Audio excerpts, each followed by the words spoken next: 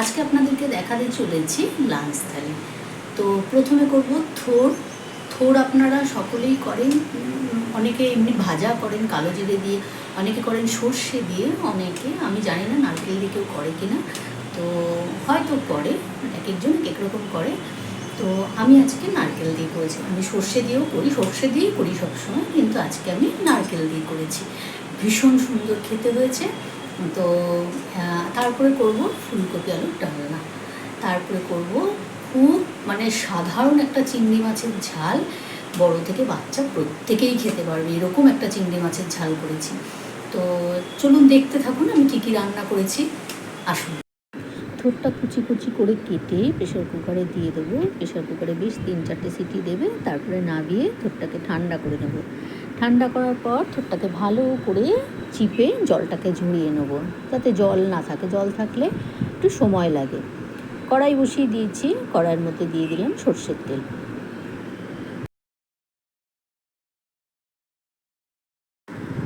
তেলটা গরম হয়ে গেছে, এবারে তেলের মধ্যে দিয়ে দেবো শুকনো লঙ্কা 2টো আর কালো জিরে।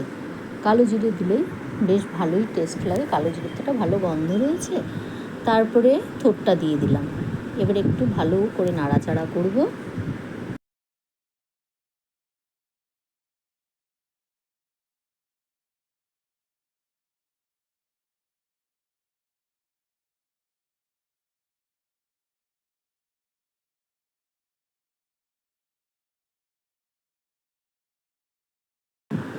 পরিমাণ মতো দিয়ে দেবো নুন, আর দিয়ে দেবো হলুদের গুঁড়ো,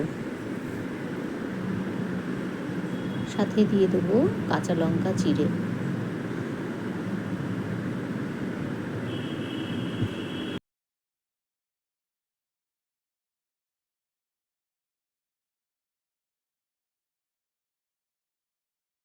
প্রায় হয়ে এসেছে, এই সময় দিয়ে দিলাম সামান্য চিনি। চিনিটা দিয়ে ভালো করে আবারও নাড়াচাড়া করব, আর শেষে দিয়ে দেবো নারকেল কুড়া, আর লাস্টে ঘি দিয়ে নামিয়ে দেবো।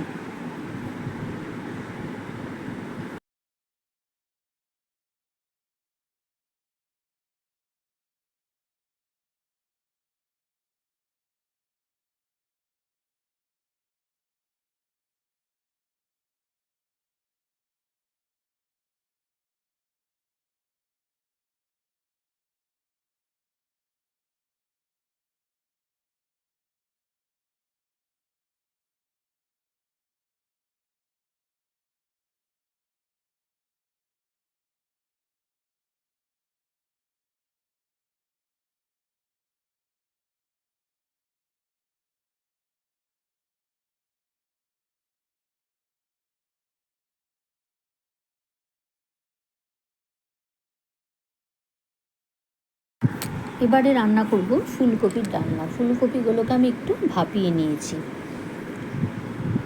কড়াই বসিয়ে দিলাম, কড়াই দিয়ে দেবো সর্ষের তেল।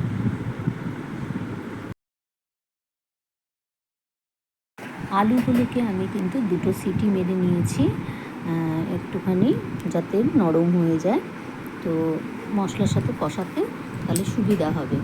আর এদিকে তেলটা গরম হয়ে গেছে, এখন আমি ফুলকপিগুলোকে একটু হালকা ভেজে নেব।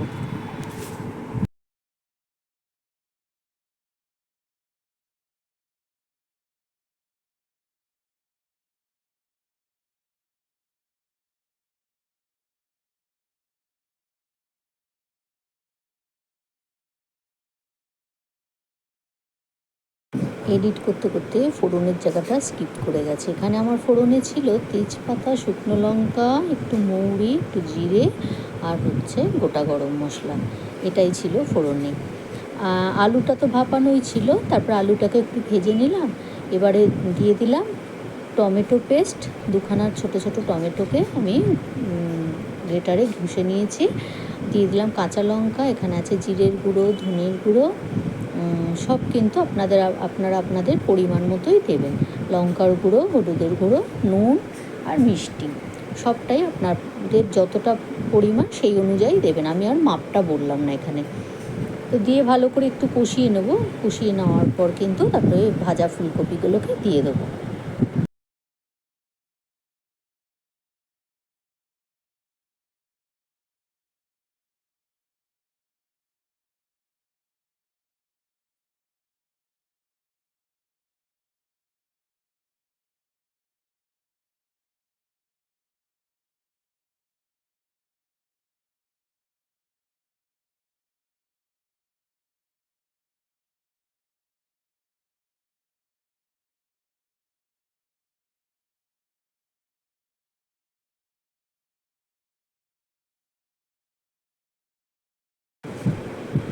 ফুলকপির সাথে আলুটা ভালো করে কষানো হয়ে গেছে। এবারে আমি একটা বাটির মধ্যে গরম জল করে রেখেছিলাম, সেই গরম জলটা দিয়ে দেবো। গরম জল দিলে তরকারির মধ্যে ভালো হয়, ঠান্ডা জল না দেওয়াটাই ভালো।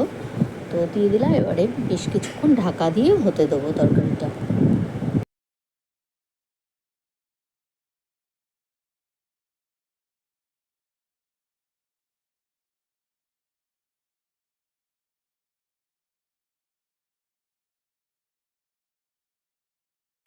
তরকারিটা হয়ে এসেছে, এবারে আমি বেশ কিছুটা ধনেপাতা কুচি আর একটু ঘি দিয়ে নামিয়ে দেবো।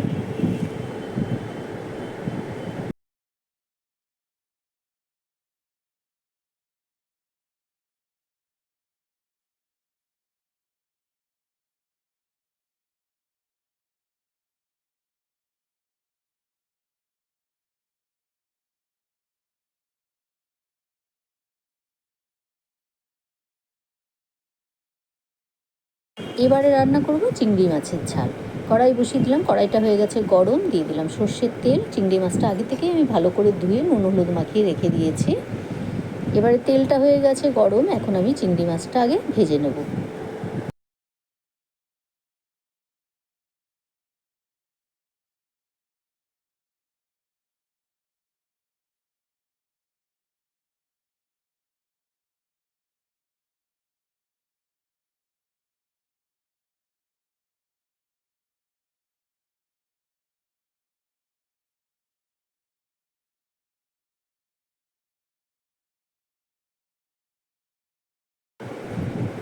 চিংড়ি মাছটা একটুখানি তেলের মধ্যে নাড়াচাড়া করে তারপরে নামিয়ে নেব। তারপরে আমি ওই কড়াইয়ের মধ্যেই আবারও সর্ষের তেল দিয়ে দেবো। দিয়ে তারপরে আমি কিচ্ছু দেবো না, খুব সাধারণ কিন্তু চিংড়ি মাছের ঝালটা। একদম একটুখানি লঙ্কার গুঁড়ো, একটুখানি হলুদের গুঁড়ো, কাঁচা লঙ্কা, টমেটো পেস্ট, ব্যাস এই হচ্ছে একটা চিংড়ি মাছের ঝাল, আর কিচ্ছু না। খুব সাধারণ, কিন্তু এই চিংড়ি মাছের ঝালটা কিন্তু খেতে ভীষণ ভালো লাগে। আপনারাও কিন্তু অবশ্যই একবার চেষ্টা করবেন, বাচ্চা থেকে বয়স্ক প্রত্যেকেরই খেতে কোনো অসুবিধা হবে না।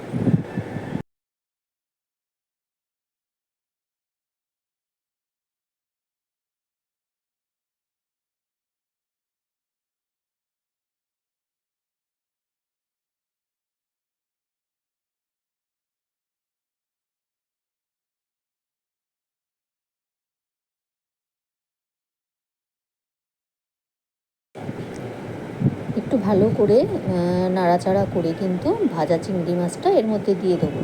দিয়ে একটু একটু জল শুকানো অবধি আমরা ওয়েট করব, ঠিক আছে? তারপরে আমি একটুখানি জল দেবো। আগে এই টমেটোর যে জলটা বেরোবে সেটা একটুখানি যাতে শুকিয়ে যায়, তারপরে আমি একটু জল দিয়ে ফোটাবো।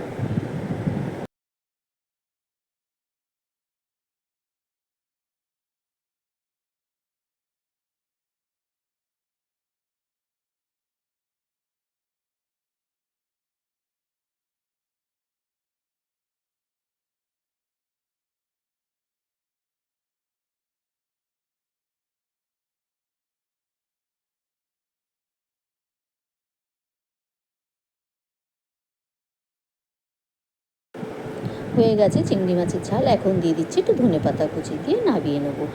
তো আজকের লাঞ্চ রেডি। বলবেন কেমন হয়েছে, অবশ্যই কমেন্টে জানাবেন কেমন লাগলো আপনাদের আমার রান্নাটা। তো চেষ্টা করবেন নিশ্চয়ই এইভাবে রান্না করার, থোড়টা অবশ্যই করবেন। তো আজকের মতো টাটা।